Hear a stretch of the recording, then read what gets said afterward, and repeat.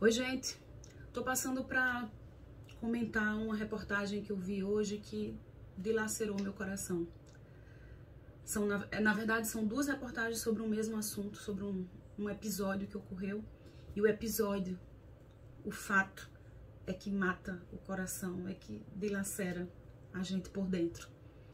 Um jovem em São Paulo morreu na frente do hospital após percorrer 4 horas de ambulância procurando atendimento e não obter. Percorreu 4 horas dentro da ambulância deitado no chão, porque ele não cabia dentro da ambulância, dentro da maca da ambulância. E aí ele morreu na frente do hospital, porque o hospital não tinha uma maca que suportasse o seu peso, o seu corpo. E aí uma notícia como essa dói, machuca. E eu queria inicialmente falar sobre as duas reportagens na mesma emissora que eu vi sobre a mesma questão, né? À tarde eu vi essa reportagem falando sobre isso, a irmã do rapaz falando que eles viviam de vender comida em uma barraquinha e que o Vitor, ele tem nome, né? Ele era o Vitor do refri. E passou também a mãe, uma mulher, uma mãe desesperada dentro de um hospital, chorando, pedindo socorro porque o filho dela estava morrendo na frente do hospital. E ele morreu. E essa reportagem da tarde mostrou tudo isso e disse que o Vitor pesava 190 quilos. E quando voltou para o repórter olhou para a câmera e disse assim: o mínimo que o Estado deve fazer é pedir desculpas a essa família e dar uma indenização, porque o Vitor não volta mais, mas o mínimo é pedir desculpa. Eu já fiquei angustiada com aquela condução.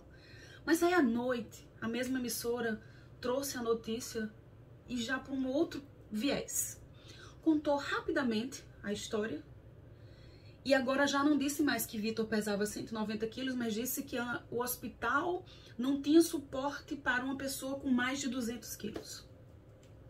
Isso importa, porque mais de 200 quilos pode ser 290. E se ele pesava 190, é 100 quilos a menos, isso importa, né? Para a justificativa de um hospital. A reportagem da noite trazia isso. E aí, bem curtinha, emendou-se no assunto que foi cirurgia bariátrica. Que o Vitor estava aguardando uma cirurgia bariátrica, não passou a família falando isso, mas a reportagem disse isso. E aí já emendou em outra pessoa que está na fila de bariátrica e sabe a sensação de que a reportagem conduziu um leigo a entender que para resolver o problema da obesidade no país é só aumentar o número de cirurgias bariátricas pelo SUS? Foi basicamente isso que no final ficou entendido. Teve uma pessoa da Sociedade Brasileira de Cirurgia Bariátrica falando, e é isso, ó, vamos aumentar, isso é um absurdo. É um absurdo a gente ter anos de espera para pessoas que precisam fazer a cirurgia bariátrica pelo SUS. É um absurdo. Mas a gente tá falando de uma pessoa que morreu porque não tinha uma maca que suportasse o seu peso. E se a gente aumentar para todas as pessoas, a gente aumentar todas as pessoas que têm obesidade no país para ter acesso à bariátrica, a bariátrica é uma possibilidade. Diz respeito a um caminho de tratamento para uns tipos específicos de obesidade. A gente tem um problema muito anterior, né? E outra coisa que eu queria destacar na reportagem é chamar o indivíduo de obeso, sabe? Porque os obesos, ninguém chama mais ninguém assim, gente. A gente já tem ciência produzida, a gente já conhece já um monte de estudo, sabe? Já tá mais do que provado que a gente tem que ter um jeito novo de comunicar. Ninguém chama mais aidético.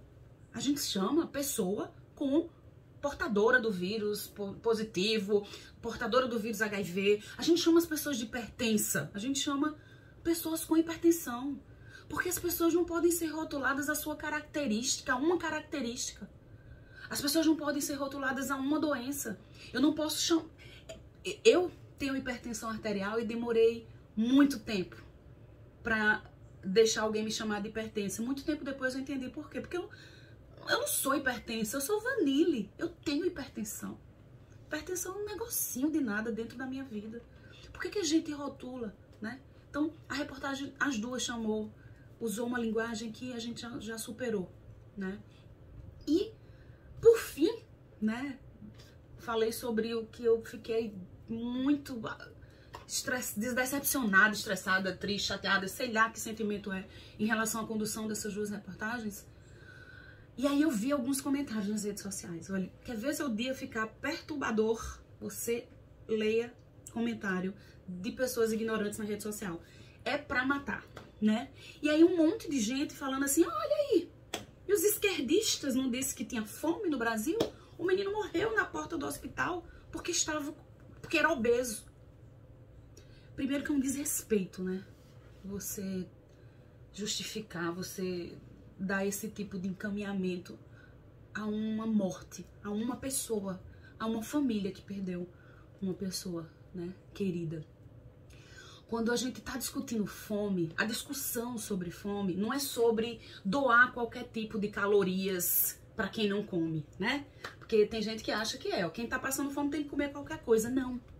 Quando a gente tá falando do combate à fome, a gente tá falando de garantia de comida de verdade, adequada, saudável para seres humanos e para todos os seres humanos. De qualquer lugar, cidade, origem, orientação sexual, CPF, CEP. O artigo 6º da nossa Constituição diz que a alimentação adequada, a alimentação saudável é direito. É direito. Então é um direito constitucional. Mas sabe desde quando ele está lá? Desde 2010. Olha quanto tempo faz que a gente conseguiu falar sobre, colocar, né?